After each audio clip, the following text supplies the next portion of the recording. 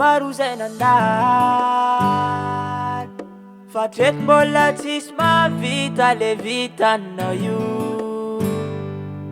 Nahiteto vazantany za tsy ahita ankoatranao. Aza magnahy fa zaninao baby.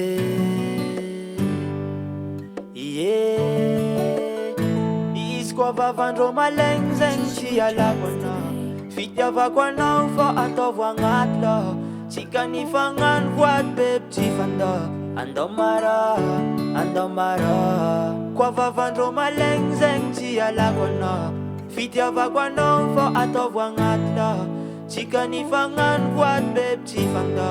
Andao mara sa tsy alanao, sa tsy agnary anao. Mahazo matoky anao, voko falasanao. Sa tsy alanao, sa tsy agnary anao. Mahazo matoky anao, voko falasanao. Nataon'olo adaladala zao fa za tsy alanao. Lazain'olo voana hody zao fa za tsy agnary anao. Oh baby za mankatia fagnano voady atsika ro iaratia. Andao baby boo tsika ro ho lambanako. Izy koa vavandrô malegny zegny tsy alako anao. Fitiavako anao fa ataovy agnaty lô. Tsika nifagnano voady bebe tsy fandô. Andao mara koa vavandrô malegny zegny tsy alako anao. Fitiavako anao fa ataovy agnaty lô. Tsika nifagnano voady bebe tsy fandô.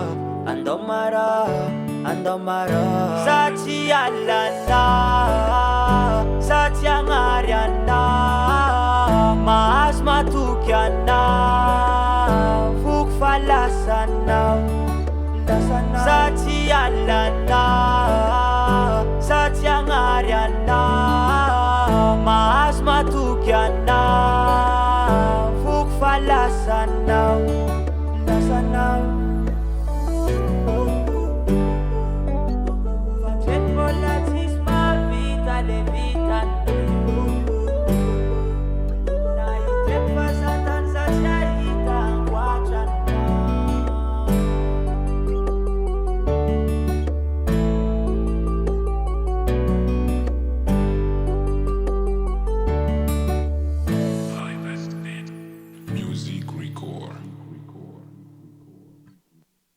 Zanangati anao, foko na mezako anao nataonao baoly.